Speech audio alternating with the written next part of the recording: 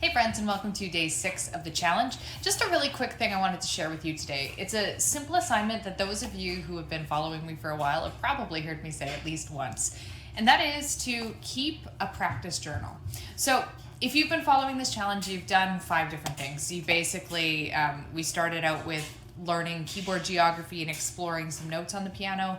Then we took a look at notation. We did a bit of notation inversion. We talked a little bit about rhythm. Then we got creative and talked about how to just kind of improvise your own little pattern. And then we talked about putting that pattern onto notation, and I showed you how I would go about recording it. So at this point, if you've been following this, you have a recorded version of yourself, whether it's audio or video, and it's basically like from your week's assignment. So in addition to recording yourself, and I'm going to talk about this a little bit more tomorrow as well, but really important to track your progress in written format. So there's a variety of ways you could do this. I know that there's some people who have taught before who keep spreadsheets on their computer to track their progress, and that works for some people. I really like physical tools, so I like a notebook that I can actually write in. So the way that I do this is I generally take a few jot notes every day, the days that I practice, just to make note of how long I practiced, how long I spent on different types of things, and any other additional notes that I feel like might be relevant. Like, I really struggled with line 3 today, or managed to speed up line 1 today, whatever it happens to be. And then at the end of the week, it's useful to do a weekly review. So you basically take a look at everything that happened. You think, okay, in this week, I practiced this much on this piece. If you finished a piece, you can do a tally and say, okay, this piece took me 4 hours to learn. You can talk about how the week felt, if it felt like it went good for you, if it felt like there was a lot of challenges, if it felt like you made progress. I really like thinking about outcomes. What outcomes did I achieve in a week? And it's the act of tracking your progress in a written format like this that allows you to actually pay attention to your outcomes or lack thereof. Because if you're not writing it down, it can be maybe a little bit more difficult to pay attention to the progress that you're making. Having a written record as well as a recorded record, something on your computer where you have videos or audio of your progress, is a way that you can keep momentum moving forward. What you track is what you progress on. And I find that a lot of people tend to resist keeping a practice journal or writing things down from their practice sessions because it just seems like a lot of work, but really it only takes an extra couple minutes, maybe like an extra 5 or 10 minutes a week, and it allows you to notice your progress and pay attention to your progress. A final note, so when I do a weekly review, as I would recommend you guys do after about a week practice, 5 days, I would also write a note for the week ahead. So this is where I would set some outcome goals. Maybe I would say there's a piece that I've been working on that I really want to finish. That would be an outcome goal. So by the end of next week, I want to finish this piece. Another outcome goal I can think of is maybe I want to go through this particular lesson in a course, or I want to learn this theory concept, watch this video and do the worksheets or whatever it happens to be. So I like to have a few different outcomes. It depends what it is, aside from just saying practice for an hour a day or practice for half an hour a day, because having a clear outcome, even if you don't necessarily achieve it, it gives you something to work towards. And outcomes are a more powerful framing technique, I think, than just simply a time-based habit, because you can get this feeling like you're spinning your wheels if you're just paying attention to time and time tracking. But if you actually time track and combine that with paying attention to outcomes and what you want to accomplish in the week ahead, and looking back at the past week to see what you accomplished or not, it just helps keep you a little bit more laser focused on your journey to make sure you are continually progressing and not getting that feeling of stuckness, because it's that feeling of stuckness that is the precursor to someone quitting the piano because they get frustrated and they give up. We don't want to get to that point. We don't want to get to that frustrated lack of progress feeling. So this is my assignment for you today. Grab a notebook, doesn't have to be a fancy notebook, and write down what you've worked on this week. Make a few notes for what you would like to accomplish next week, and stay in the habit of it. All right, guys, I'll catch up with you tomorrow.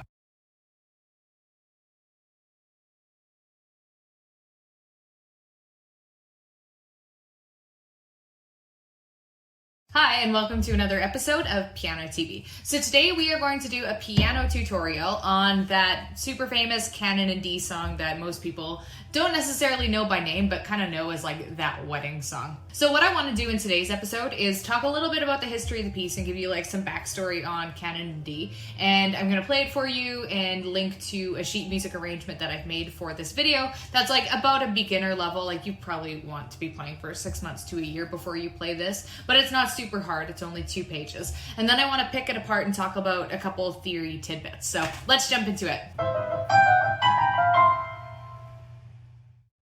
There are what basically seems like infinite amounts of arrangements for canon in D. So honestly, like choose your own adventure based on what level you're at. If you're an advanced piano player, you can do a quick Google search and find like hundreds of advanced level canon in D sheet music. So, or you can kind of go off the beaten path and make up your own version. So if you have an idea of what the basic tune is and how to play that, you can do your own spin-off and variations in the left hand and right hand. So I invite you to go wild with this piece and not necessarily feel like you have to just like religiously stick to what's on the page. But first things first, let's talk about the backstory. So canon in D is also sometimes called Pachelbel's canon because, you guessed it, it's written by a guy named Pachelbel. Pachelbel was a German composer who existed and wrote music in the Baroque period, which is the 17th century. So that's a lot older than a lot of people assume this song is, so just kind of like interesting tidbit. But one thing that tends to happen to music over the ages is it goes in and out of style. So when Pachelbel lived and did his thing, he was like pretty well respected and people liked him and knew his music. But then the classical era rolled around, and then no one really cared about Baroque music anymore, and it just kind of like fell by the wayside. It was like old hat. But then in the 19th and 20th centuries, people started to rediscover Baroque music, and they were like, oh, hey, this is actually pretty cool. And they like brought it back. So in the 1900s, especially in the 60s, 70s, and 80s, we saw a resurgence of canon in D, and that's kind of how it became entrenched in pop culture. Basically, someone made a recording of it in 1968, and it got really big, and then a lot of other imitators made their own recordings of canon in D, and then by the 80s, you know, everyone knew it. So I was talking with one of my students recently on why this song is called canon in D. So for those of you who may or may not know, a canon is a type of song that is based on imitation. So what that means on piano is a lot of the times the right hand might play something and then the left hand copies it. But when we play canon in D on piano, it's not like that at all. It's just like chords in the left hand and then a melody in the right hand. So where's the canon?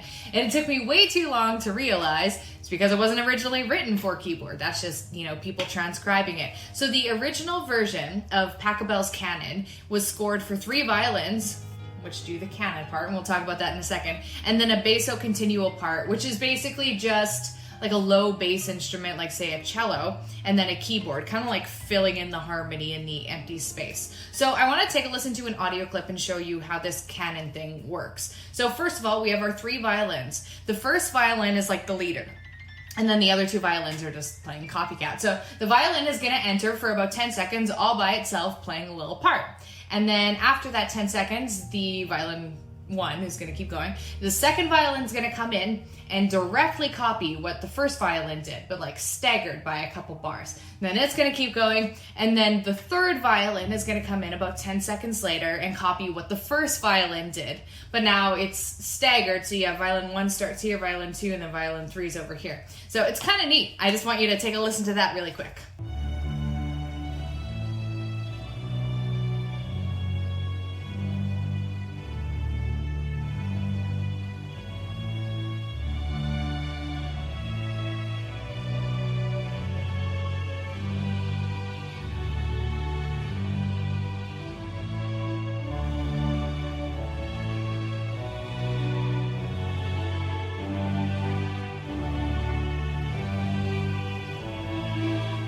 So now that we've talked about the backstory of the piece and kind of we've talked about like what the title means and how to decode that, I'm going to show you the piano arrangement that I've done. And the sheet music's going to go on the screen, but if you're interested in learning this arrangement, as always, I have a PDF link below in the description bar.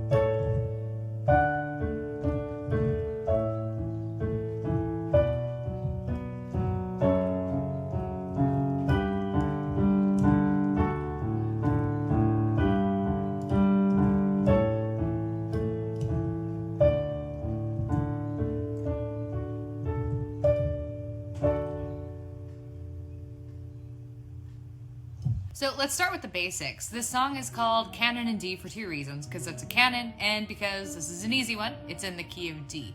And you can see this is true by taking a look at the key signature, which has two sharps, just like the key of D. So all this is basically telling you, because you can see where they're kind of positioned, is that in the song you gotta watch out for F sharps, so every single F you encounter is gonna be sharp, and you gotta watch out for C sharps. We also have this Italian marking largo, which just means to play this song slow. Again, that should be fairly obvious if you've listened to Canon in D before. So as most of you know, the next thing I like to do when I'm decoding a song is take a look through it to see if there's any patterns, if there's any rhyme or reason to the randomness of the notes, or if there's patterns or things like that. So what I noticed right away, and this is partly, because I arranged this song, so hopefully I noticed the patterns after writing it, but if you quickly glance through, you'll notice there's a 4-bar pattern here. So the left hand starts on a D, and then it goes through this sequence, and then over here on bar number 5, it starts the exact same sequence again. You can kind of see this D, A, B, F thing going on here, and this is a direct replica.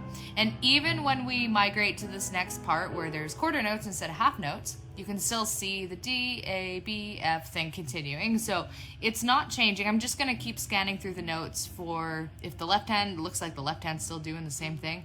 And over here, the left hand changes a bit. So let's see if it's still our same pattern. D, bunch of notes, A, B, F, exactly the same thing. So the main pattern in this song is the 4-bar left hand thing that just goes through the same cycle of notes over and over again. So we just figured out like the overarching left hand pattern, but there's actually a pattern within a pattern that I think is really cool and just sort of worth pointing out here. So I'm going to do that. So if you go from D to A, if you go down, this distance here is a fourth. And then these two notes you're going up, that distance is a second. And if you kind of look through this, fourth, second, fourth, second, fourth, and then the pattern changes. But you basically, it's what we call in music sequence. You just kind of have this repeating pattern of like equivalent distances, and then on this very last bar it changes just because we have to give it a sense of resolution. So this is going from the subdominant to the dominant, because if we're in the key of D, A is the 5th note, so that's the dominant, which is the perfect lead-in to repeat the cycle for infinity. The dominant just always has this like incomplete leading sound to it, and that's why to me, like it always sounds like it leaves you wanting more, and that's why I think it's the perfect lead-in back to the tonic, back to D, which is what key we're playing this song in. One other note that I want to make is I actually didn't end up writing any fingering marks, like there's no finger numbers here, and there's also no dynamics. Usually I do when I'm making arrangements, but I don't know, well, partly I was a little lazy, but sometimes I think it's a good idea to just figure out how to make your own way through an arrangement. So if you end up, say, printing this out, what I would do is then like manually, like when you're playing through it, manually add some of your own finger marks in, like maybe, if you want to remember to start on your thumb there and maybe like cross over to your thumb here or something. Make those marks for yourself, just because consistency with finger patterns is super important when you're learning how to play a piece.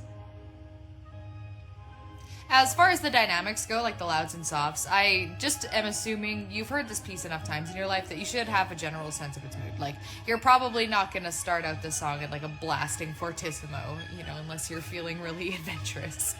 Generally, the pattern I like to follow with this song is just follow the intensity of the right hand. As the right hand gets busier and more convoluted, make it a little louder as it goes until you get to the 16th note part where, the right hand's going crazy, and then like over here, and then you can make that nice and loud, and then once it starts going back to like quarter notes and gentle eighth notes and stuff over here, you can make it quieter again. That's the basic dynamic plan I follow when I play this song. And that is all for today's video. I hope you enjoyed this tutorial, and yeah, like I mentioned earlier, the PDF is always linked below, as well as the blog post if you want to go check that out. I always include on the blog basically like a write-up of everything that I talk about if, instead of watching videos you'd like to read or do that kind of thing. So anyway, thank you so much for watching. If you like this video, give it a thumbs up, and I will catch you guys next time.